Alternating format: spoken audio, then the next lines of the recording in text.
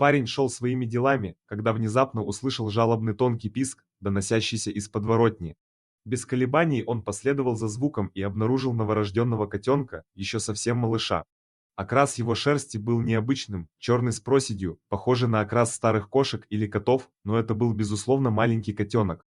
Парень решил, что это возможно котенок пумы черной, хотя существование таких пум до сих пор не подтверждено, и ему необходима помощь.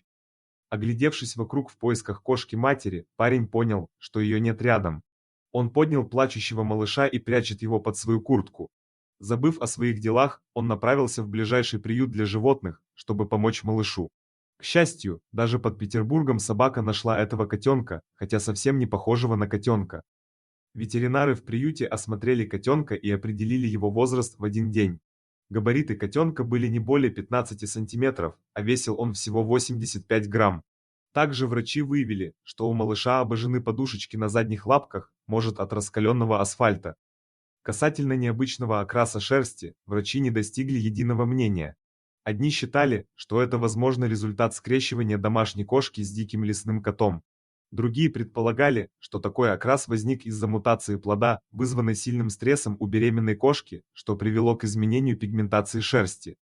Однако эта мутация не влияет на поведенческие или умственные способности котенка, он просто будет иметь необычный окрас. Со временем серые волосы исчезнут, и скорее всего, по мере взросления, он станет просто черным. Малышку назвали Дженни и поместили для новорожденных в специнкубатор, где ему сделали все условия для ее выживания.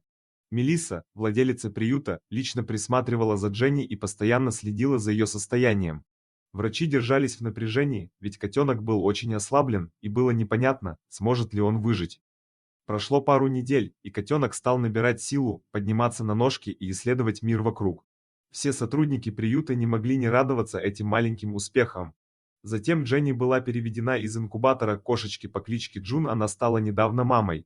Хотя Дженни также могла бы быть передана опытному коту Хэроу, который жил в другом приюте. Однако Дженни отказалась от молока приемной мамы, предпочитая играть со своими новыми сводными братьями и сестрами. Теперь Мелисса, владелица приюта, начала активно искать новый дом для Дженни. Благодаря популярности истории котенка в социальных сетях, она получила множество звонков и сообщений от людей, желающих усыновить этого особенного котенка.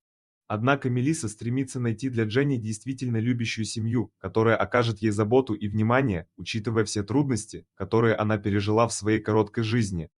Дорогие друзья, если вам понравился ролик, не забудьте поставить лайк, а также подписаться на наш канал, где найдете еще много интересного, и не забудьте нажать на колокольчик и оставить комментарий.